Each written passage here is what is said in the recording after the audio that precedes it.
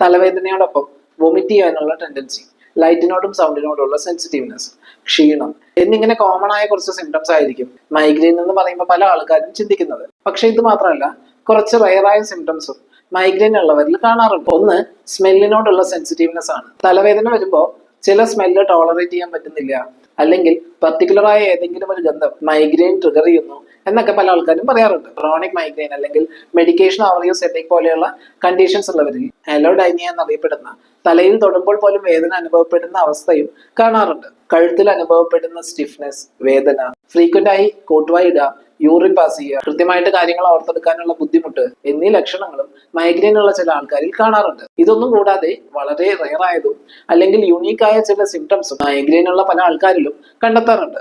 റയറായ ഇങ്ങനെയുള്ള സിംറ്റംസ് ഓരോ ആളുകളിലും പ്രസന്റ് ചെയ്യുന്നത് ഡിഫറെന്റ് ആയ രീതിയിലായിരിക്കും. അതുകൊണ്ട് തന്നെ മൈഗ്രെയിനിൽ ജനറൽ ആയ ഒരു ട്രീറ്റ്മെന്റ് പ്ലാൻ പലപ്പോഴും വർക്കാവാറില്ല. ഓരോ ആളുകളുടെയും എല്ലാ സിംറ്റംസും മനസ്സിലാക്കി അതിനനുസരിച്ചുള്ള മെഡിസിൻസ് നൽകുന്നത് കൊണ്ട് തന്നെ ഹോമിയോപ്പതിയിൽ മൈഗ്രെയിനിന് ഒരു ബെറ്റർ റിസൾട്ട് എപ്പോഴും ലഭിക്കാറുണ്ട്. ഇങ്ങനെ എന്തെങ്കിലും റയറായ സിംറ്റംസ് മൈഗ്രെയിൻ തലവേദനയുടെ കൂടെ നിങ്ങൾക്ക് അനുഭവപ്പെടുന്നുണ്ടെങ്കിൽ അത് കമന്റ് ചെയ്യുമല്ലോ.